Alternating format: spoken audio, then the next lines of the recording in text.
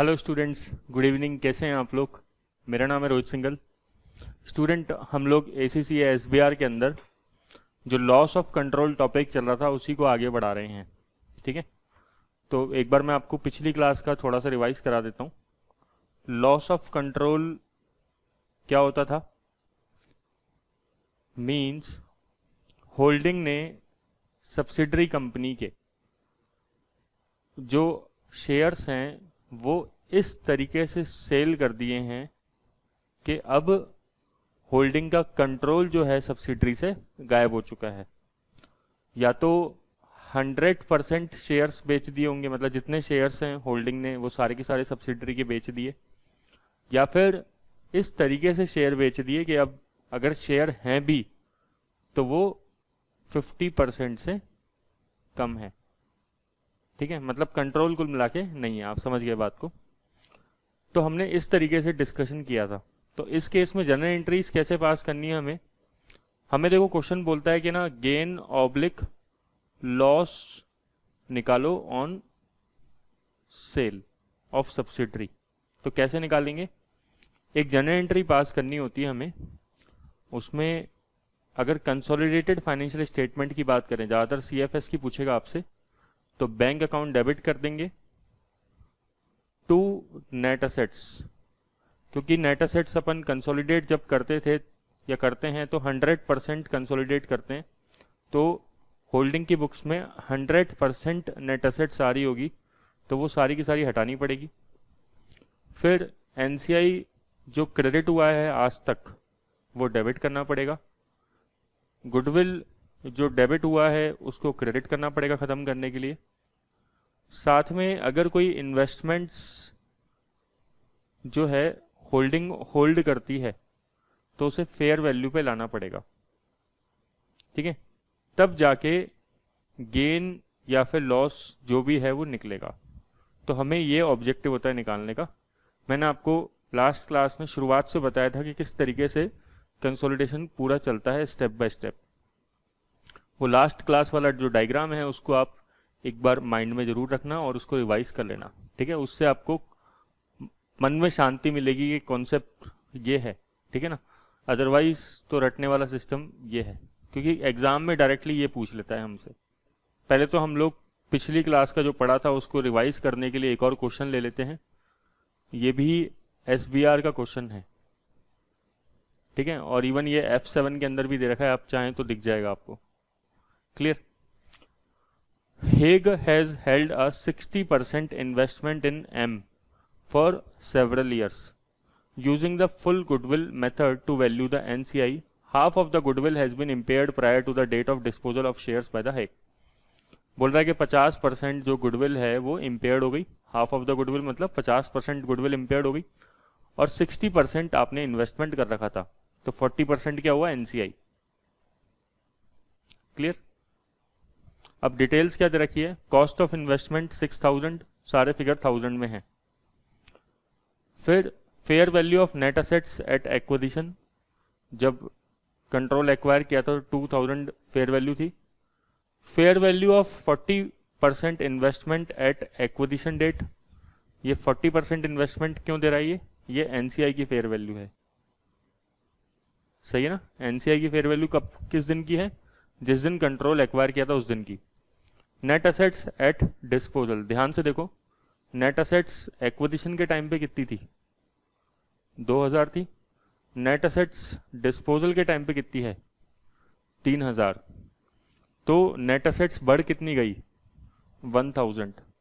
Means increase in net assets after acquisition, मतलब control acquire करने के बाद कितनी नेट असेट्स बढ़ गई? 1000 की।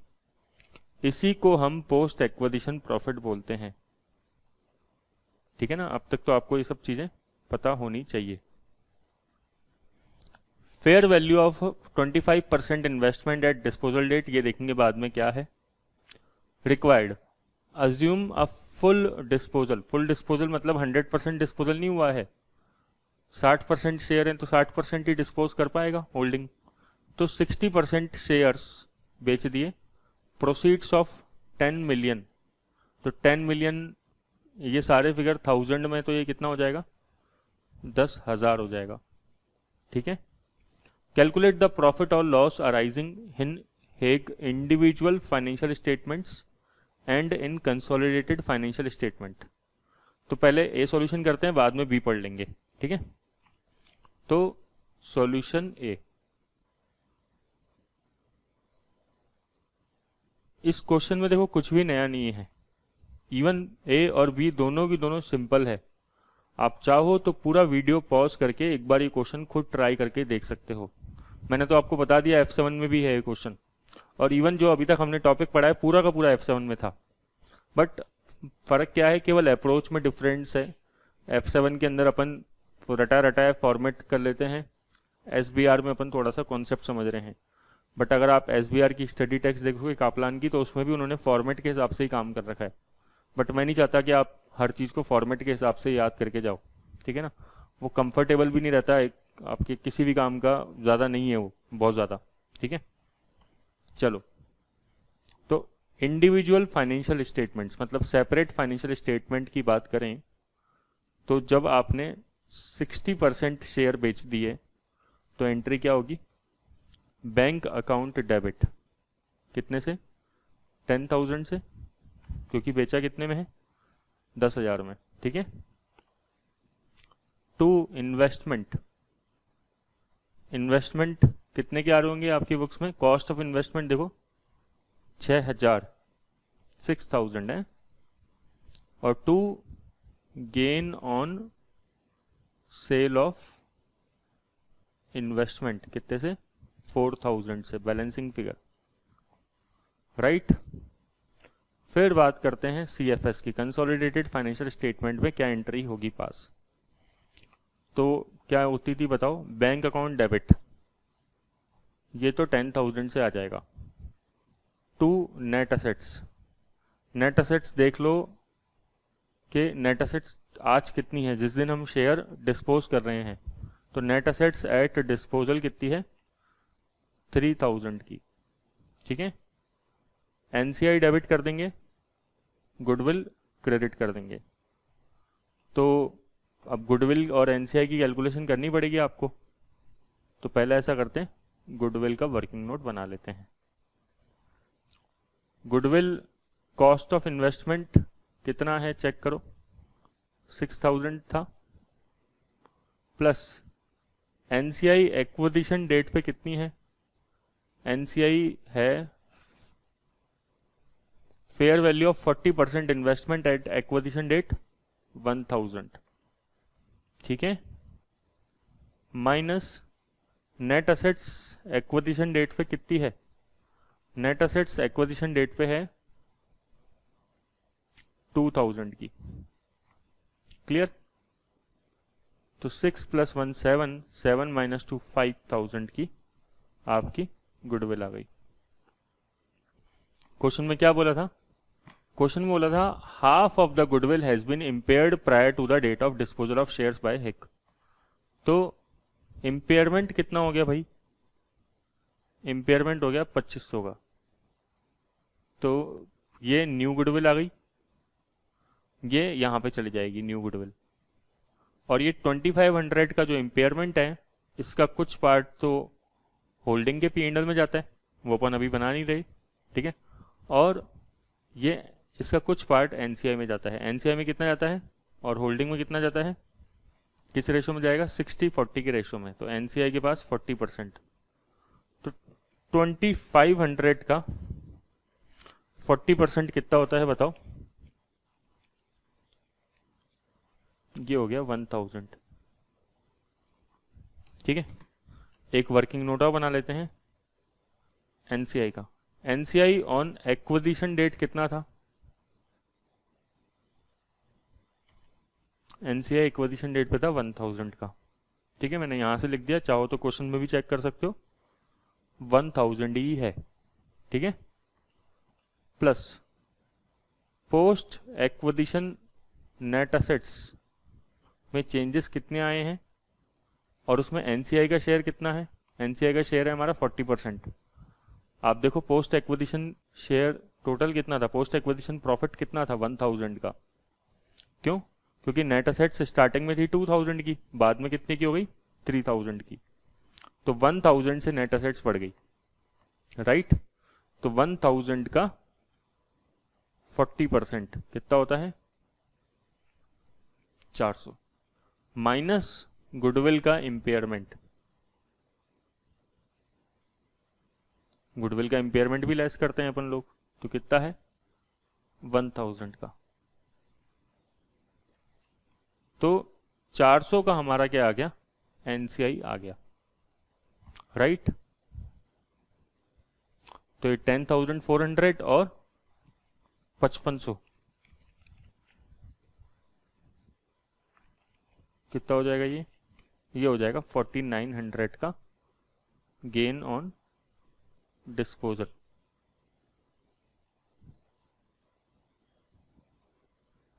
इस गेन ऑन डिस्पोजल का क्या करेंगे? जब कंसोलिडेटेड P&L बनेगा तब इसको शो करेंगे गेन ऑन डिस्पोजल को, ठीक है? क्लियर? ये हमने काम कर लिया सॉल्यूशन नंबर ए। सिंपल है, मेरे हिसाब से कोई भी दिक्कत वाली बात नहीं होनी चाहिए इसके अंदर। अब बोल रहा है कि assume a disposal of 35% holding and proceeds of 5000। 5 million कितना हो जाएगा? 5000 हो जाएगा। बोल रहा है 35% होल्डिंग डिस्पोज ऑफ करी। अच्छा बताओ कितनी थी इसके पास टोटल? 60 में से 35 इसने बेच दिया, ठीक है? टोटल 60 था, 60 में से 35 इसने बेच दिया, तो 25 स्टिल इसकी होल्डिंग है, ठीक है? ये अभी भी 25% इसके पास इन्वेस्टमेंट बचे रहेंगे। तो जो बचे रहेंगे इन्वेस्टमेंट, उसको हमें फेयर वैल्यू पे वैल्यू करना पड़ेगा। इसीलिए क्वेश्चन में fair value of 25% investment at disposal date दे रखा है कितना? 3500 का। ओके, मेरे हिसाब से इसमें कोई दिक्कत नहीं होना चाहिए। अच्छा, अब ये क्या पूछ रहा है? कैलकुलेट द प्रॉफिट और loss arising in the consolidated financial statement. तो आपसे बोल रहा है कि बताओ जरा प्रॉफिट लॉस बताओ, सीएफएस में क्या प्रॉफिट लॉस आएगा? तो सॉल्यूशन बी का 1, ठीक है? तो जनरल एंट्री पास कर लेते हैं। बैंक अकाउंट डेबिट कितने से? 5000 से, ठीक है? फिर ये एंट्री तो देखो दोबारा होगी ही होगी, ये वाला जो पार्ट है 3, एनसीआई होगा, नेट एसेट्स और गुडविल। क्यों? क्योंकि एनसीआई तो आप 100% से ही खत्म करते हो, गुडविल आपको खत्म करनी ही पड़ेगी, कंट्रोल खत्म हो गया अब आपका। ध्यान से देखो, भले ही 35% शेयर अब आपके पास हैं, लेकिन कंट्रोल नहीं है अब, आप इसको सब्सिडरी नहीं कह सकते, you can not consolidate it. हाँ, ये एसोसिएट बन गया अब आपका, तो एसोसिएट की अकाउंटिंग जो होती है, जो अपन ने पढ़ी है, वो अप्लाई होगी यहाँ पे, ना कि सब्सिडरी और होल्डिंग की। ओके, तो एनसीआई भी खत्म, एनसीआई भी नहीं, अब कुछ भी नहीं, क्योंकि होल्डिंग सब्सिडरी का रिलेशन ही खत्म, तो एनसीआई क्या करेगा? तो एंट्री तो एक बार होगी ही, एनसीआई डेबिट करेंगे पूरा का पूरा, 2 नेट असेट्स खत्म करेंगे जितनी है, कितने की है? 3000 की। गुडविल खत्म हो जाएगी, गुडविल कितने की खत्म हो जाएगी? 2500 की। इन्वेस्टमेंट्स फेयर वैल्यू पे दिखा देंगे, कितने बच गए इन्वेस्टमेंट्स? इन्वेस्टमेंट हैं 3500 के। तो अब आप चेक कर लो प्रॉफिट लॉस कितना आ रहा है। तो 5400 प्लस 3500 माइनस 5500, तो गेन आ गया आपकी बार कितना? 3400 का। पहले कितना गेन आया था? पहले आया था 4900 का, ठीक है? लास्ट क्वेश्चन देखो क्या है, explain how the residual share holding will be accounted for. तो आपको यहाँ पे क्या लिखना है? थ्योरी में जो है कथा लिखनी है, थ्योरी में बताना पड़ेगा आपको कि ये एसोसिएट की अकाउंट, एसोसिएट बन गया है क्योंकि इसके पास 25% शेयर्स हैं, तो इस पर एसोसिएट की इक्विटी मेथड की अकाउंटिंग अप्लाई होगी। वो क्या होती है अब आप लिख सकते हो आराम से, उसमें कोई दिक्कत नहीं होनी चाहिए आपको। क्लियर क्या? तो ये हमने बातें डिस्कस करी इस क्वेश्चन से रिलेटेड। इस क्वेश्चन में कुछ भी नया नहीं है, सारा का सारा जो पढ़ चुके थे वही वापस से रिपीट हो गया। बट हमने सोचा एक बार चलो दोबारा की दोबारा रिवाइज हो जाए तो ठीक रहेगा, है ना। तो अब आगे चलते हैं, नेक्स्ट क्वेश्चन डिस्कस करते हैं। देखो नेक्स्ट क्वेश्चन है काठमांडू। जैसे मैंने बताया था ये क्वेश्चन जो है ये भी F7 में है, अगर आप चेक करेंगे तो आपको मिल जाएगा सेम टू सेम। देखो, the statement of profit and loss and extract from the statement of changes in equity. Statement of change in equity भी दे दिया और स्टेटमेंट ऑफ P&L भी दे दिया, ठीक है। तो ये अच्छा क्वेश्चन है, इसको इंपॉर्टेंट मार्क कर सकते हो आप। मतलब ये कह सकते हो कि इससे अच्छा क्वेश्चन जो है डिस्पोजल से रिलेटेड नहीं है, ओके। तो statement of profit and loss for the year ended 31 December 2009, ये पूरे साल का P&L दे दिया अपन को, ठीक है। और 31 दिसंबर 2009 मतलब 1 जनवरी से लेकर 31 दिसंबर। ग्रुप काठमांडू ग्रुप और नेपाल, ठीक है, ये इसका पेरेंट होगा, ये सब्सिडरी होगा। Revenue, cost, operating profit, investment income, profit before tax, profit after tax and profit for the period. Extract from सोकी for the year ended 31 December 2009। अब सोकी में क्या क्या दे दिया, एक तो जो पेरेंट कंपनी है उसका रिटेन अर्निंग, जो ओपनिंग बैलेंस था, प्रॉफिट और डिविडेंड पेड। होल्डिंग कंपनी ने मतलब कोई ना कोई डिविडेंड पे किया है। सब्सिडरी कंपनी का ओपनिंग बैलेंस चल रहा था 1 जनवरी 2009, सही बात है। पूरे साल में प्रॉफिट कमाया होगा 2009 में 36,000 का, सही है। ये देखो 36,000 ये वाला प्रॉफिट है, राइट। और कंपनी ने डिविडेंड भी बांटा है 10,000 का। 10,000 का जो डिविडेंड बांटा है सब्सिडरी ने, उसका कुछ हिस्सा किसके पास गया होगा, होल्डिंग के पास, ठीक है। तो हमें केयरफुल रहना है यहाँ पे इस पॉइंट में, clear. There were no items of OCI during the year, बोल रहा है कि OCI नहीं है बिल्कुल भी। The accounts of Kathmandu group do not include the result of Nepal. इसने साफ साफ बोल भी दिया कि कई लोग ये कंफ्यूज हो सकते हैं, भाई ग्रुप नाम लिख रखा है तो सर ये होल्डिंग और सब्सिडरी दोनों के हैं क्या, तो इसने मना कर दिया, नहीं, do not include the result of Nepal. On 1 January 2005, dates पे हमेशा ध्यान रखना, ये क्वेश्चन में डेट कौन सी चल रही थी, 31 दिसंबर 2009, तो ये बात कर रहे हैं वंस अपॉन अ टाइम की, 1 जनवरी 2005 की। Kathmandu acquired 70% of the shares of Nepal for 1 lakh when the fair value of the Nepal net assets was 1,10,000। क्या बोल रहा है ये कि 70% शेयर्स एक्वायर किए, कॉस्ट कितनी थी 1 लाख की और फेयर वैल्यू कितनी थी 1,10,000 की। Nepal has equity capital of 50,000।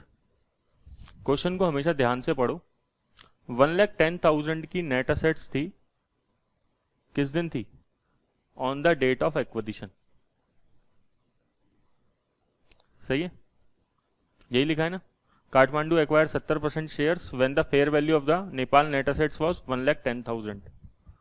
Nepal की उसमें से इक्विटी कैपिटल जो है वो है 50,000 की। नेट असेट्स में क्या क्या होता है, शेयर कैपिटल और रिजर्व एंड सरप्लस, ठीक है, रिटेन अर्निंग मतलब।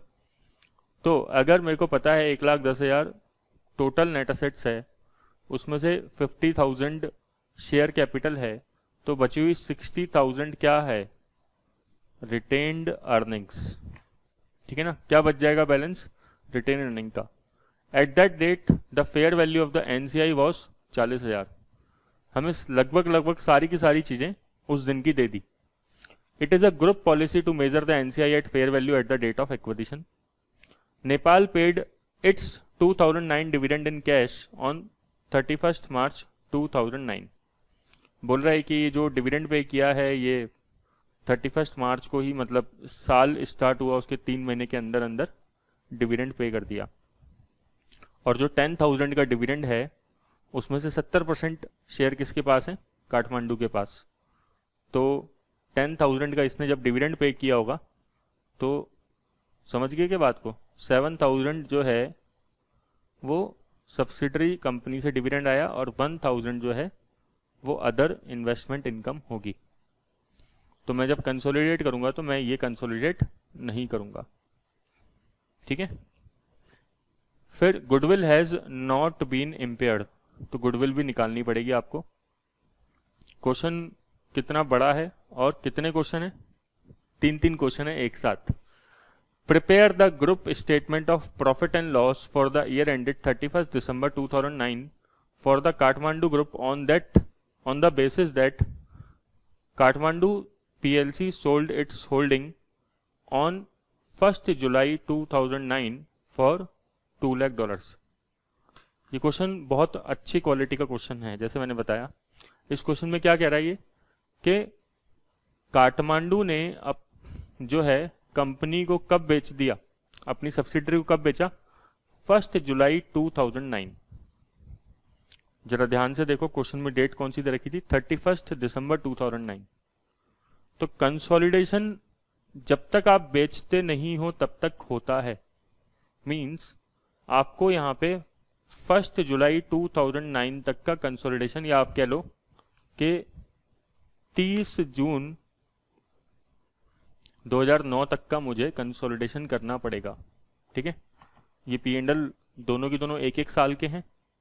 तो काठमांडू का तो चलो ठीक है, ये तो पूरा 12 महीने का रहेगा ही, लेकिन नेपाल के जो फिगर्स हैं वो मेरे को 6 मंथ के लेने पड़ेंगे कंसोलिडेट करते समय। और कौन से 6 महीने, जनवरी से लेकर 30 जून तक के 2009 वाले, समझे। This disposal is not yet recognise in any way in Kathmandu group statement of P&L। Assume that Nepal does not represent discontinued operation as per IFRS 5। बोल रहा है कि इसको आप डिसकंटिन्यूड ऑपरेशन मत मानना, तो नॉर्मल जैसे भी आप अकाउंटिंग करते हो वैसे कर देना। तो मैं पहले ये ए स्टेटमेंट जो है, एक क्वेश्चन जो पूछ रहा है रिक्वायर्ड, उसको सॉल्व कर लेता हूँ, है ना, या फिर अपन इधर करते हैं, फिर उसके बाद बी और सी की तरफ आगे बढ़ेंगे। ठीक है, तो सॉल्यूशन नंबर ए क्वेश्चन जो है अच्छा क्वेश्चन है, आप एक बार ट्राई कर सकते हो, क्योंकि FR के अंदर भी था, F7 के अंदर, तो कायदे से आपको एक बार इसको ट्राई करना चाहिए। ठीक है, क्या बनाना पड़ेगा मुझे, statement of P&L SPL, but कैसे बन रहा है, कंसोलिडेटेड। ठीक है, तो consolidated statement of P&L for the year ended 31 December 2009। ठीक है, सबसे पहले क्या है, रेवेन्यू।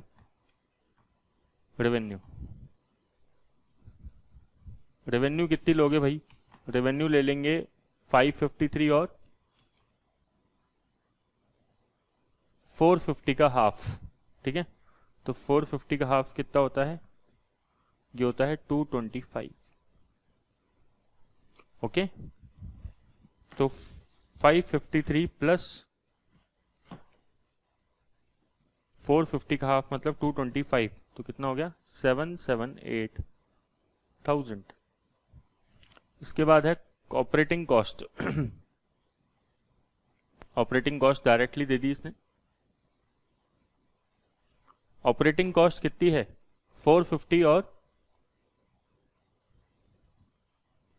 सेकेंड फिगर था 2 लाख, मतलब 4 लाख था टोटल, 4 लाख का हाफ हो गया कितना, 2 लाख, तो ये हो गया 6.5 लाख।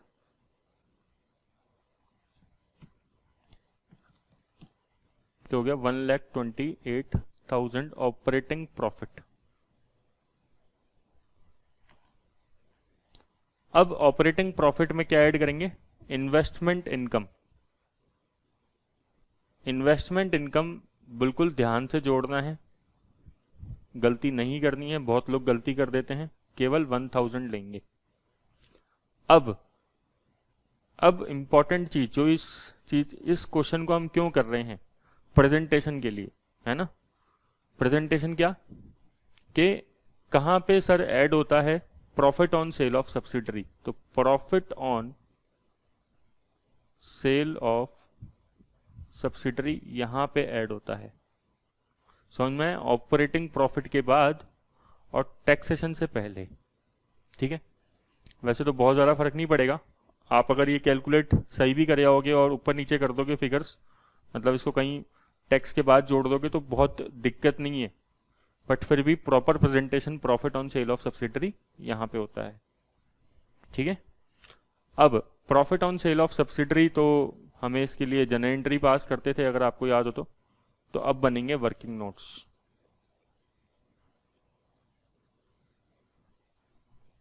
ठीक है, जैसे पहले एक एंट्री डाल के खाली छोड़ देते हैं ब्लैंक, फिर उसके बाद उस एंट्री को फिल कर देंगे। बैंक अकाउंट डेबिट, पैसे कितने मिले बताओ, चेक करो।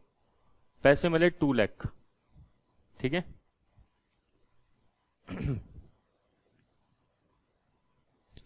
एनसीआई क्वेश्चन में होगा ऑब्वियसली, क्यों? क्योंकि यहां पे हमने एक्वायर कितना किया था, एक्वायर किया था 70% शेयर्स, तो 30% एनसीआई होगा। गुडविल भी होगी, goodwill has not been impaired लिखा है, तो 2 गुडविल भी डालना पड़ेगा और 2 नेट असेट्स भी डालनी पड़ेगी। नेट असेट्स डिस्पोजल के दिन गुडविल कितनी थी और एनसीआई कितना था। अब इस क्वेश्चन में क्या है, नेट असेट्स डिस्पोजल वाले दिन नहीं दे रखी है, जरा चेक करो। हमें तो क्वेश्चन में ये बोल रखा था कि नेट असेट्स जो थी when the fair value of the net assets was 1,10,000, किस दिन? जिस दिन कंट्रोल एक्वायर किया 1 जनवरी 2005, ना कि 30 जून 2009। उस दिन की नेट असेट्स नहीं दे रखी है, उसी दिन की इक्विटी दे रखी है टोटल 50,000, जैसे हमने रिटेन अर्निंग निकाल ली 60,000 की, और उसी दिन की एनसीआई दे रखी है 40,000 की। ठीक है, बट आपको यहाँ पे पोस्ट पीरियड का डेटा दे रखा है। कैसे?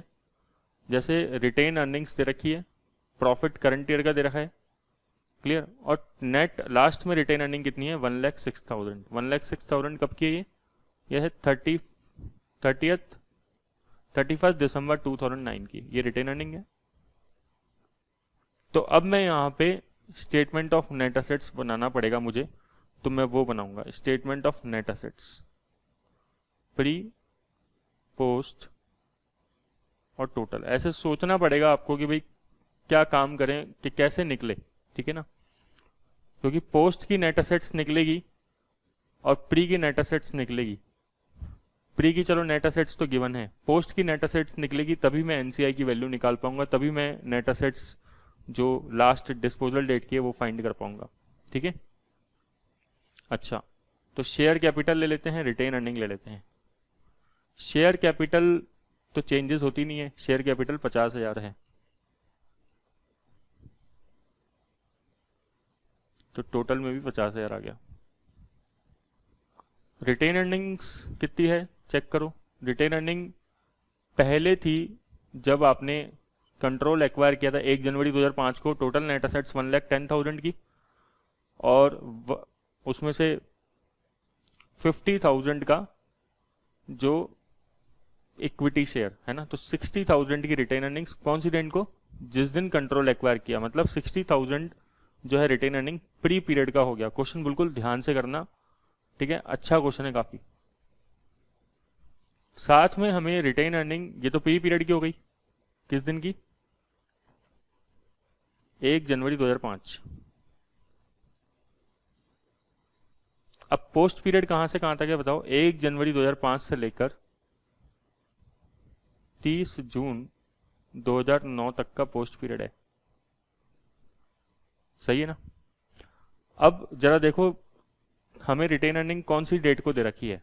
रिटेन अर्निंग हमें 31 दिसंबर 2009 की दे रखी है 1,06,000 की।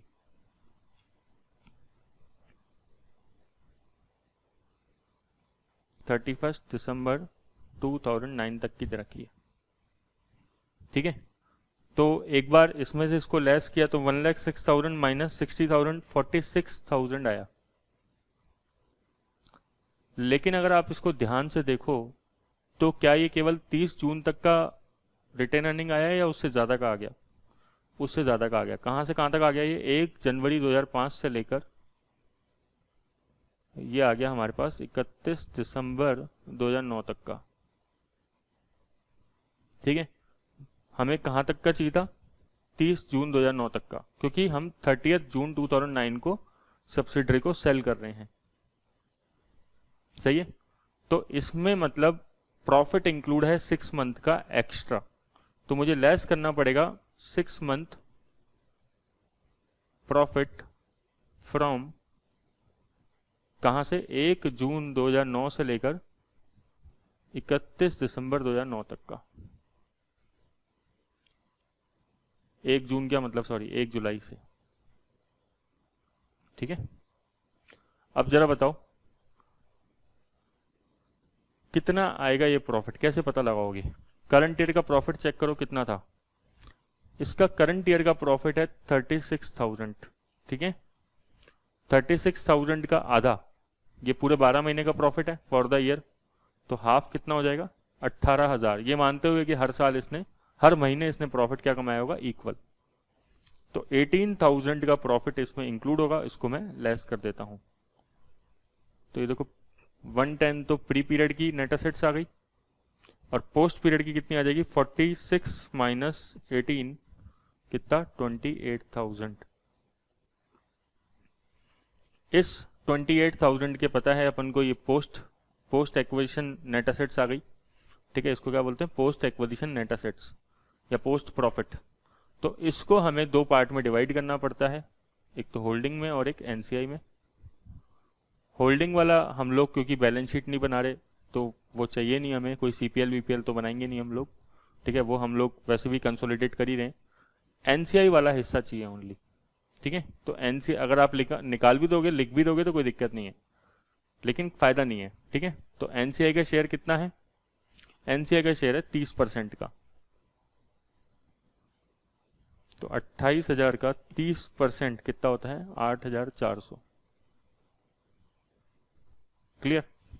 तो अब मेरा एक वर्किंग नोट बन सकता है आराम से, गुडविल का और एक एनसीआई का।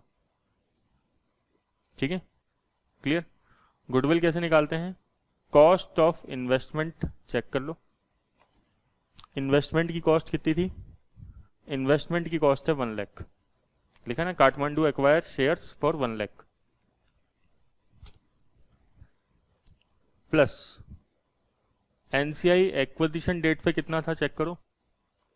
एनसीआई एक्विजिशन डेट पे था the fair value of NCI was 40,000 minus net assets on acquisition date कितनी थी, 1,10,000 की। राइट, ये तो क्वेश्चन में गिवन भी थी वैसे भी। तो हमारे पास गुडविल कितनी आ गई, 140 माइनस 110 कितनी, 30,000 की। इंपेयरमेंट है ही नहीं कुछ, तो गुडविल का फिगर तो मैं इधर लिख दूं, सही है। और अच्छा, net assets on the disposal date पता लग गई क्या हमें, बताओ कितनी है, 1,10,000 तो प्री पीरियड की और पोस्ट पीरियड की कितनी, 28। तो 110 प्लस 28 कितना होता है, 138। ठीक है भाई, इतना मुश्किल तो नहीं है मेरे हिसाब से क्वेश्चन, आप समझ पा रहे हो तो। ये प्री पीरियड की नेट असेट्स है, ये पोस्ट पीरियड की है। मैंने 18,000 क्यों हटाया, क्योंकि क्वेश्चन जो है वो डेट आगे जा रही थी, 30 जून के बाद भी इसमें प्रॉफिट इंक्लूड था, तो मेरे को उस पोस्ट वाले जो मतलब फालतू का पीरियड था, क्योंकि डिस्पोजल के बाद का प्रॉफिट मैं इंक्लूड नहीं कर सकता, कंसोलिडेट नहीं कर सकता, तो इसलिए उसको लेस करना पड़ा। समझ में? तो 110 प्लस 28 टोटल नेट असेट्स 138 की। एनसीआई का वर्किंग नोट बना लेते हैं। एनसीआई एक्विजिशन डेट पे कितनी थी, एनसीआई एक्विजिशन डेट पे थी 40,000, और पोस्ट चेंजेस कितने आए, पोस्ट एक्विजिशन चेंजेस वो आया 8400। तो हमारे पास 48,400 का एनसीआई आ गई।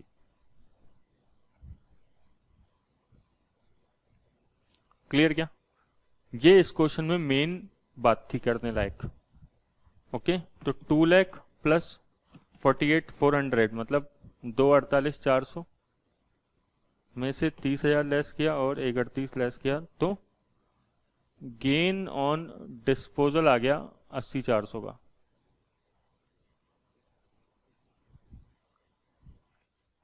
क्लियर? ये जो गेन ऑन डिस्पोजल है कहां जाएगा, ये यहां पे जाएगा। Profit on sale of subsidiary, ठीक है, profit on disposal of subsidiary. तो ऑपरेटिंग प्रॉफिट के अंदर इस तरीके से एडजस्ट होगा। ये होल्डिंग का प्रॉफिट है। क्लियर क्या? तो 128 प्लस 1000 प्लस 80 400 मतलब 2,09,400 का अपने पास क्या आ गया, टोटल प्रॉफिट आ गया बिफोर टैक्स, पीबीटी जिसे अपन कहते हैं। ठीक है, अब इसमें से क्या लेस करेंगे, टैक्स। तो 40,000 तो ये और 7,000 ये। ठीक है, तो पीबीटी माइनस टैक्स 40,000 प्लस 7,000, 47,000 का टैक्स आ गया। तो प्रॉफिट आफ्टर टैक्स कितना आ गया, 2,09,400 माइनस 47,000 मतलब 1,62,400। क्या इस 162,400 को मैं डिवाइड कर सकता हूं होल्डिंग और एनसीआई के अंदर? कर सकते हैं, बिल्कुल कर सकते हैं, 70% और 30%। ठीक है, लेकिन आपको थोड़ा ध्यान से करना पड़ेगा। ऐसे नहीं कि डायरेक्टली इसका 70-30 कर दिया, नहीं, इसमें तो होल्डिंग का प्रॉफिट भी इंक्लूड है, तो वो तो 100% आएगा ही। सब्सिडरी का प्रॉफिट जो है उसका हमें डिवाइडेशन करना है। तो सब्सिडरी का प्रॉफिट कितना है, ये देखो, ये रहा, ये और ये, बस ये 225 की सेल्स माइनस कॉस्ट कितनी 2 लाख की और माइनस टैक्स कितना 7,000 का। तो 18,000 का 30% कितना होता है, 18 दिए 5400। ठीक है, और 162,400 में से इसको लेस कर दिया तो 1,57,000 अपने पास बैलेंस आ गया। आया समझ में? मेरे हिसाब से आपको ये पॉइंट समझ में आया होगा। अब उसके बाद क्या है, देखो सेकंड क्वेश्चन क्या कह रहा है, explain and illustrate how presentation of the group statement of P&L would differ from part A if the Nepal represented a discontinued activity as per IFRS 5। तो जो हम बोल रहे थे कि भाई IFRS 5 के बारे में बार बार बोल रहे थे कि अगर डिसकंटिन्यूड ऑपरेशन दिखा रहे हैं सब्सिडरी को तो कैसे शो करेंगे, ठीक है ना, हेल्ड फॉर सेल और डिसकंटिन्यूड ऑपरेशन के केस में कैसे शो करेंगे सब्सिडरी को। तो कैसे शो करेंगे, देखो जैसे आपको ध्यान होगा तो पहले इनकम फ्रॉम कंटिन्यूइंग ऑपरेशंस आ जाती है जैसे नॉर्मली आती है। ठीक है, देखो सुनो करके दिखा रहा हूं, बट मैं आपको पहले एक बार बता देता हूं ऐसे ही कि एक तो ये पार्ट आ जाएगा पहले तो, ठीक है, बस इसमें से ये जो इन्वेस्टमेंट इनकम है ये 1,000 की आएगी। ठीक है, ये नॉर्मल पार्ट आ जाएगा। इसको लास्ट में क्या बोल देंगे, इनकम फ्रॉम कंटिन्यूइंग ऑपरेशंस। और फिर इसमें डिसकंटिन्यूड ऑपरेशंस का डायरेक्टली प्रॉफिट ऐड कर देंगे। कितना, 36,000 नहीं है, ठीक है, 36,000 का हाफ कितना 18,000 और प्लस वो जो डिसकंटिन्यूड ऑपरेशन से जो प्रॉफिट हो रहा है, ठीक है ना, वो ऐड कर देंगे। कितना था वो, 80,400 था शायद, हाँ 80,400 का। क्लियर? ऐसे कैसे करते हैं अपन, इसको करके देखते हैं, ज्यादा बेटर रहेगा। ठीक है, तो इसको हम क्या मानेंगे, इधर कर देता हूं मैं, P&L बना रहे हैं, डिसकंटिन्यूड ऑपरेशंस मान रहे हैं कि भाई हमने ऑपरेशंस बंद कर दिए, अब क्या करेंगे। तो रेवेन्यू पहले तो इनकम दिखाएंगे कंटिन्यूड ऑपरेशंस की और फिर बाद में दिखा देंगे डिसकंटिन्यूड ऑपरेशन की अलग। ऐसा क्यों करते हैं, क्योंकि देखो अगर ये रेवेन्यू दोनों की ऐड करके दिखाएंगे तो शेयरहोल्डर्स को थोड़ा सा झटका लग सकता है, क्योंकि दोनों क्लब हो जाएगा। ठीक है, फिर पता नहीं लगेगा। तो इसलिए हम शेयरहोल्डर को पहले तो बोलेंगे देखो ये तो हमारा चलता हुआ बिजनेस है, और बाद में बोलेंगे ये जो प्रॉफिट है लास्ट में, ये डिसकंटिन्यूड ऑपरेशन का प्रॉफिट है, ये अब कभी भी बंद हो सकता है, इसलिए। ठीक है, ये लॉजिक होता है इसके पीछे, क्योंकि अगर दोनों जोड़ दिए तो शेयरहोल्डर थोड़ा पता लगा पाएगा कि भाई अलग अलग अलग अलग, इसलिए नहीं जोड़ते दोनों की दोनों। ऑपरेटिंग कॉस्ट 4.5 लाख की, तो ऑपरेटिंग प्रॉफिट कितना आ गया, ऑपरेटिंग प्रॉफिट आ गया हमारे पास 1,03,000 का। इन्वेस्टमेंट इनकम पे हमेशा ध्यान रखना, गड़बड़ हो जाती है बच्चों से, ये कभी भी पूरी नहीं लेनी है, हटा के लेनी है, ठीक है, 1000 की। फिर पीबीटी आ गया आपके पास 1,04,000 का, इसमें से टैक्स लेस कर दो, कितना है, 40,000 का टैक्स है, 64,000 आ गया प्रॉफिट आफ्टर टैक्स। देखो ये 64 आ रहा है ना यहाँ पे 64, और यहाँ पे कितना आ रहा है 71। बताओ डिफरेंस क्यों आ रहा है? क्योंकि हमने ये यहाँ पे एडजस्ट 7000 हटाया ना, इसलिए 71 माइनस 64 कर लो तो 7000 का ही डिफरेंस आएगा। ऐसे निकालने की जरूरत नहीं है, बट एक निकालने से थोड़ा सा अंदर से फील आता है कि हम लोग अच्छे से कर रहे हैं सारा काम। डिसकंटिन्यूड ऑपरेशंस, ठीक है ना। तो इसमें क्या है, इसमें एक तो हाफ ईयर का आपका प्रॉफिट है, ठीक है, प्लस डिस्पोजल वाला प्रॉफिट है 80,400 का। तो 18,000 प्लस 80,400 मतलब 98,400 आ गया। तो 64,000 प्लस 98,400 मतलब 162,400 आएगा। वही आंसर में अलग नहीं आएगा कुछ भी। इवन ये जो डिस्ट्रीब्यूट होगा ना, ये भी ऐसे ही होगा, ठीक है, बट प्रेजेंटेशन चेंज हो जाती है। तो ये क्यों कर रहे हैं हम? बिकॉज ऑफ प्रेजेंटेशन, ठीक है। मेरे हिसाब से कुछ भी बड़ी बात नहीं थी इसमें। तो स्टूडेंट देख लेते हैं थर्ड पॉइंट क्या बोल रहा है। Prepare the group statement of profit और loss for the year ended 31 December 2009 for the Kathmandu group on the basis that Kathmandu sold half of its holding in Nepal on 1st July 2009 for 1 lakh। 70% share थे, ठीक है ना, total holding के पास। Holding बोल रहा है कि क्वेश्चन बोल रहा है होल्डिंग ने आधे शेयर बेच दिए अपने, मतलब 35% शेयर बेच दिए। और कितने में बेचे? 1 लाख में। और बाकी 35% का क्या किया, मतलब अपने पास रख लिए। This disposal is not yet recognized in any way in the Kathmandu Group statement of P&L। बोल रहा है कि अभी तक इस डिस्पोजल की कोई भी एंट्री नहीं कर रखी है। The residual holding of 35% has a fair value of 1 lakh। बोल रहा है बाकी जो बच गया उसकी वैल्यू कितनी है? 1 लाख।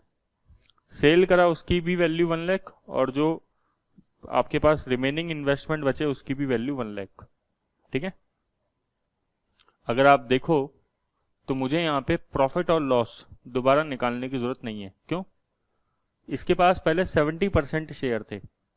70% इसने कितने में बेचे थे? 2 लाख में, ठीक है। और अभी 35% बेच रहा है 1 लाख में, और बाकी 35% रखेगा अपने पास 1 लाख। तो अगर ये आप एंट्री देखो तो बैंक अकाउंट डेबिट कितने से करूंगा मैं? 1 लाख से। और इन्वेस्टमेंट की फेयर वैल्यू डेबिट कर दूंगा कितने से? 1 लाख से। तो यहाँ पे 2 लाख लिखा था, अब यहाँ पे अभी भी 2 लाख आएगा। तो क्या कोई डिफरेंस आएगा प्रॉफिट ऑन डिस्पोजल के अंदर? सोचो। अगर नहीं सोच पाओगे तो ये आपको एंट्री दोबारा करनी पड़ेगी, टाइम फालतू खराब जाएगा। तो स्मार्ट काम तो यही कहता है कि अपन टाइम बचाएं एग्जाम के अंदर। तो बेटर ये है कि आप सोचो आसानी से, कोई दिक्कत ही नहीं है। 2 लाख यहाँ पे डेबिट हो रहा था पहले भी, अभी भी 2 लाख डेबिट हो रहा है, और कुछ एंट्री में कुछ हिलेगा ही नहीं यहाँ पे। क्लियर? तो गेन ऑन डिस्पोजल तो मतलब कितना आएगा? 80,400 का ही रहेगा। क्लियर? आगे क्या बोल रहा है? And leaves the Kathmandu group with a significant influence over Nepal. बताओ 35% शेयर इसके पास हैं, तो ये क्या बन गया? एसोसिएट। और आपसे अब ये बोल रहा है कि स्टेटमेंट ऑफ P&L बना के दिखाओ। तो आपको पता है कि आपने एसोसिएट की अकाउंटिंग पढ़ रखी है। तो पहले के जो 6 महीने हैं, स्टार्टिंग के जो 6 महीने हैं, वो तो कंसोलिडेट होंगे ही, ठीक है ना। 1 जनवरी से लेकर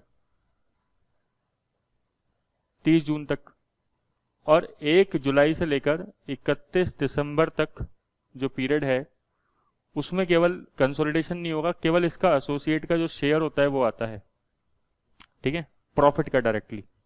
तो आप देखो 36,000 जो प्रॉफिट है उसमें से बाद के 6 महीने का प्रॉफिट कितना है? 18,000, ठीक है। और उसका 35% शेयर यहाँ पे आके जुड़ जाएगा।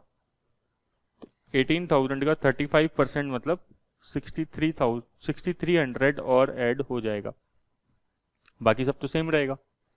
जैसे देखो मैं P&L बना के दिखाऊंगा आपको इसका। इस केस में कैसे बनेगा P&L? स्टार्टिंग के 6 महीने का तो कंसोलिडेशन करोगे ही आप, तो रेवेन्यू 553 और 450 का हाफ, मतलब अपन अगर मैं इस P&L को आपको दिखा दूं तो ज़्यादा बेटर रहेगा, है ना? ठीक है, 778 कैसे आया, समझ गए? ये पूरा और ये आधा, ठीक है, मतलब रेवेन्यू का आधा होने के बाद 225, ठीक है, 450 का हाफ। ऑपरेटिंग कॉस्ट भी इस तरीके से 650 आ जाएगी, ऑपरेटिंग कॉस्ट भी 650, तो 778 माइनस 650 1,28,000, तो ये ऑपरेटिंग प्रॉफिट आ जाएगा। क्लियर? फिर उसके बाद क्या था? इन्वेस्टमेंट इनकम 1000, इन्वेस्टमेंट इनकम 1000 की,